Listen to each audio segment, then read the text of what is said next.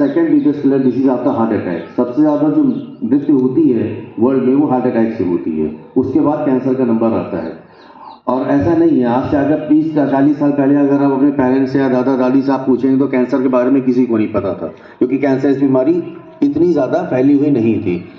लेकिन आज की डेट में अगर आप देखेंगे तो बहुत ज़्यादा कैंसर से लोग की जाने जा रही है। उसकी सबसे बड़ी वजह जो है वो वजह हमारे खाने पीने में और हमारी जो लिविंग स्टैंडर्ड है उसमें चेंजेस की वजह से आ गई है। आजकल जो बच्चे हैं वो जंक फूड की तरफ अट्रैक्ट हो जाते हैं, फास्ट फूड की तरफ अट्रैक्ट हो जाते हैं, जबकि आज से पहले अगर आपके पेरेंट्स थे, उनकी हेल्दी लाइफ होती तो उसकी वजह सबसे अच्छी वजह ये थी वो घर का बना हुआ खाना खाते थे।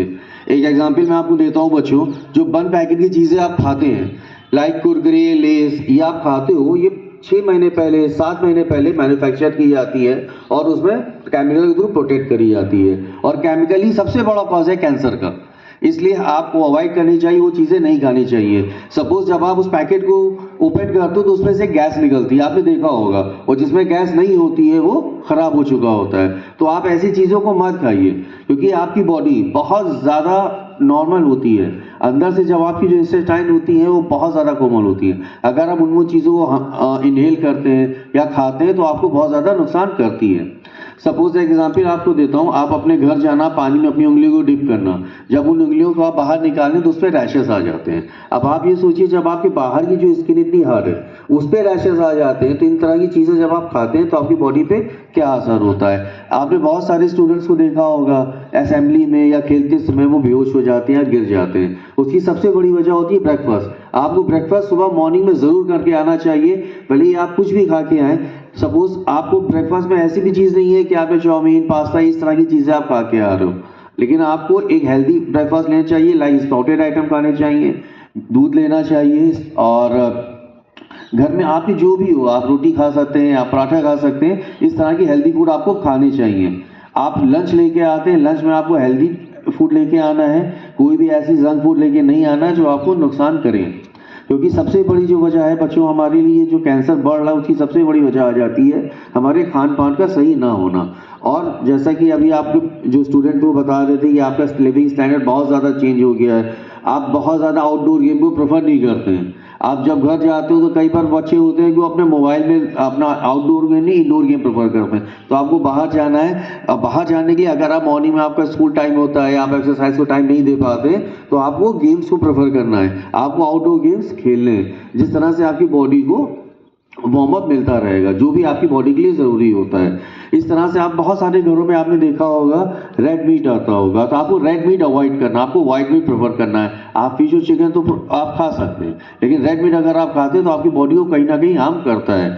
सपोज आप जब भी रेड मीट लेने जाते होंगे तो आपने देखा होगा ब्लैक पॉलीथीन्स में आता है। ब्लैक पॉलीथीन्स जो होती है कलर पॉलीथीन को रिसाइकिल करके बनाई जाती है। इस तरह की जो पॉलीथीन्स हैं वो क्या होती है, जब आप उसको मीट को लेके आते हैं और अपने फ्रीजर में रख देते हैं तो उसको इनहेल कर लेता है। जब आप उसको काफ़ी टाइम के बाद वॉश करके खाने के लिए जाते हो, कहीं ना कहीं आपकी बॉडी में जाता है और आपको प्रॉब्लम क्रिएट करता है, आपकी बॉडी के लिए प्रॉब्लम क्रिएट करता है। इसी तरह आता है डिस्पोजेबल।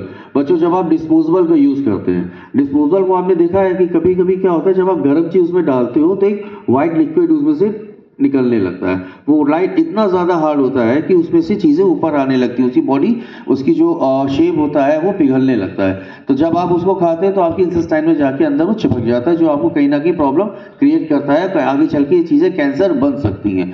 कोई भी तिल या मसा, आपने देखा होगा बहुत सारे बच्चे होते हैं, आपके पेरेंट्स भी होंगे, उनके अंदर तिल या मसे होंगे।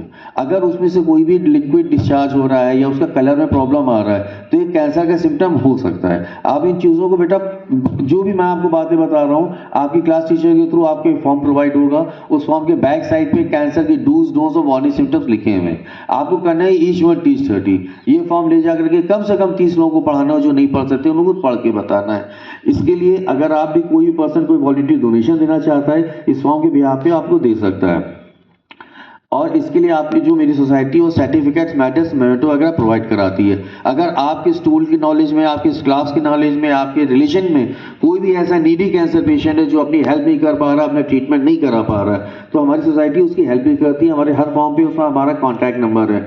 आपको करना क्या है, उस हमारे कॉन्टैक्ट नंबर उनको प्रोवाइड कर देना है और उनको अप्रोच करने के लिए बोल देना है। तो आप उनको मेरे पास आना नहीं पड़ेगा, हम लोग उनको फाइनेंशियली हेल्प प्रोवाइड करते हैं। ओके बच्चों, जो भी बातें मैंने आपको बताई हैं, आपको ये फॉर्म पढ़ना है और लोगों को पढ़ाना है। Thank you, have a nice day, thanks for your cooperation teachers and principal, thanks a lot.